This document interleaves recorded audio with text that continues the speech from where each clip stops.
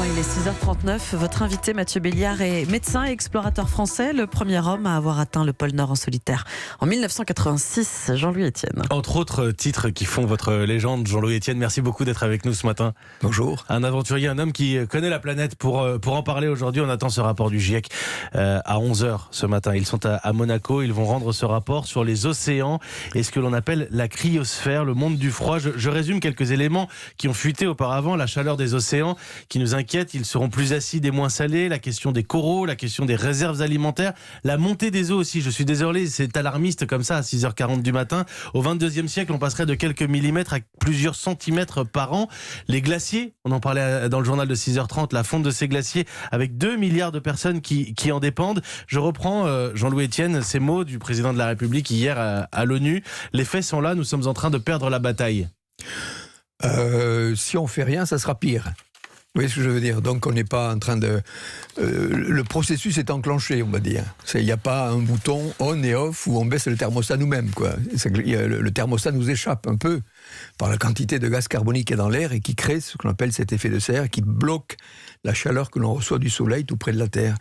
Et donc c'est une machine qui est la machine climatique, c'est géant, si vous voulez. Donc si on ne fait rien, ça sera pire. Donc on n'est pas en train de perdre la bataille. Au contraire, je pense que tous les mouvements qui ont été, les déclarations qui ont été faites à l'ONU sont de nature, on l'espère, à renforcer les Vous arrivez à garder de l'optimisme? Oui, parce qu'effectivement, mon rôle, si vous voulez, j'interviens beaucoup auprès du public, dans les milieux politiques, dans les milieux scolaires, et mon rôle, c'est d'expliquer ce que c'est que le réchauffement climatique, ce qui nous a un peu échappé à un moment donné, parce qu'on en a fait un sujet de conversation populaire, alors que c'est une mesure scientifique, le réchauffement de la Terre, 1 degré en un siècle. Vous voyez, ça n'est pas pour ou contre, ou on n'y croit pas, on y croit. Mais c'est de la science. Mais on en a discuté. Souligner, vous avez raison. Mais bien sûr, 1 degré en un siècle, personne n'est capable de ressentir l'augmentation de la Terre, de la température moyenne de la Terre de 1 degré. Donc c'était des sujets de conversation. Tu trouves que toi, quand il fait froid au mois de mai, ouais, ce que je veux dire, on a perdu beaucoup de temps. Donc la bataille n'est pas perdue, mais il faut accélérer le traitement, quoi. J'ai des propos de vous. Il y a 30 ans, l'Antarctique est un continent qui est tout blanc et il faut qu'il le reste, le continent de tous les hommes, disiez-vous. Vous êtes un témoin de ces univers-là que le grand public ne connaît pas. Alors, vous parlez de l'Antarctique, là c'est au pôle Sud. Oui. C'est un immense continent de glace qui est grand comme 28 fois la France. Et vous mettez dessus 2,5 km de glace. Donc vous voyez, c'est presque 80% de la réserve d'eau douce de la planète. Ce qu'il y a, c'est qu'avec le réchauffement de l'océan, surtout, et de la température moyenne, il y a une érosion de la périphérie, vous voyez, de la glace qui est à la périphérie, et ça perd régulièrement des icebergs géants. Un exemple, moi j'ai traversé l'Antarctique, c'est vrai, en 89-90. Les 600 premiers kilomètres de glace sur lesquels on est passé ont disparu. Une partie en 2000, une partie en 2002. Donc le processus de perte de glace... C'est du concret, pardon, 600 kilomètres... C'est du concret, c'est du très concret, oui, c'est déjà perdu. Vous êtes un peu, pardonnez-moi, mais je me souviens de propos du commandant Cousteau à la fin de sa vie, qui retournait dans des endroits sous-marins qu'il avait déjà visités, et ces endroits avaient changé. Oui, alors ça c'est l'impact, on va dire, de la pollution, d'une manière générale. Ce que constatait le commandant Cousteau, c'est qu'effectivement, quand vous avez des zones qui sont magnifiques, enherbées, qui sont riches, et puis que vous revenez, effectivement, ce n'est qu'un désert, parce qu'il y a surtout beaucoup de pollution. Ce que l'on craint aujourd'hui avec l'augmentation de la température de l'eau dans les régions coralliennes, le corail est très sensible au réchauffement de l'eau, et disparaît. Alors il y a ce qu'on appelle le blanchiment du corail, parce qu'effectivement, le corail est un bâtisseur. Les récifs coralliens, le corail, il bâtit, il fait de la craie. La craie, c'est blanc. Ça n'existe plus à l'école, mais la craie, c'est blanc.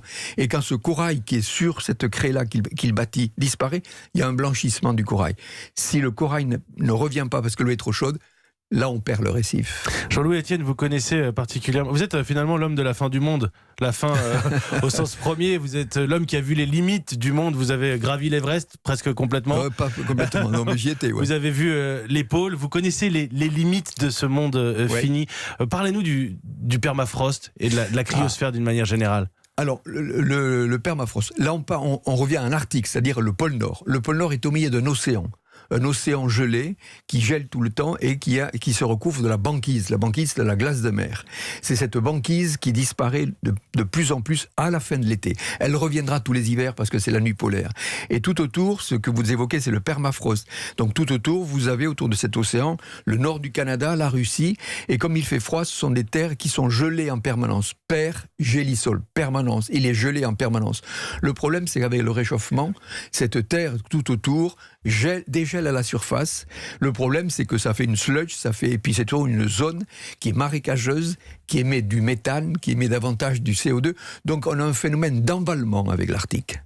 Et c'est inquiétant parce que effectivement, on va dégager ces gaz, on va dégager du mercure quand ces glaces vont fondre. Je voudrais quand même qu'on garde une minute pour parler de votre projet. Ça, c'est votre bébé Polarpod. C'est un navire qui va partir cette fois pour le pôle Sud. On retourne au Sud. Autour de l'Antarctique. Autour de l'Antarctique. Un navire de 100 mètres de haut, 80 mètres immergé. Et qui va mesurer justement la captation du CO2 dans l'eau. Exactement. Nous allons étudier l'océan qui est autour de l'Antarctique. Là, vous l'avez bien signalé, on change d'hémisphère, on est au sud. Hein. Et alors, ceux qui nous écoutent, regardez la carte de géographie. Tout autour de l'Antarctique, il y a un océan qui fait le tour, que les marins empruntent tous les 4 ans, ces fameux 50e hurlants. Et toutes les communications se terminent. On a besoin de mesures in situ de longue durée sur cet océan.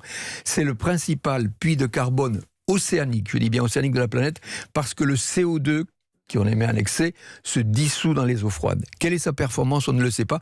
Donc le Polarpod va permettre de séjourner autour de l'Antarctique dans des bonnes conditions de sécurité et de confort pour étudier cet océan et notamment sa capacité à absorber le CO2. Départ 2023 et on en reparlera juste d'un mot. L'interview est terminée. Je voudrais avoir votre sentiment de scientifique, d'explorateur sur Greta Thunberg. Vous êtes agacé ou attendri ? Je pense qu'elle est attendrissante dans l'alerte.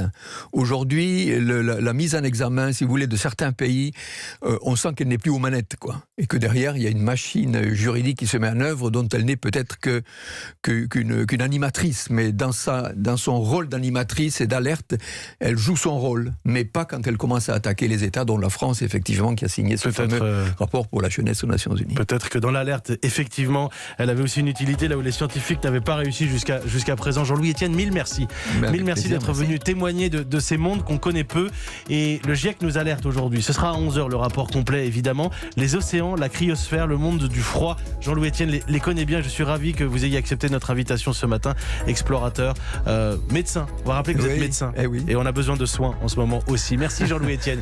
Il est 6h46.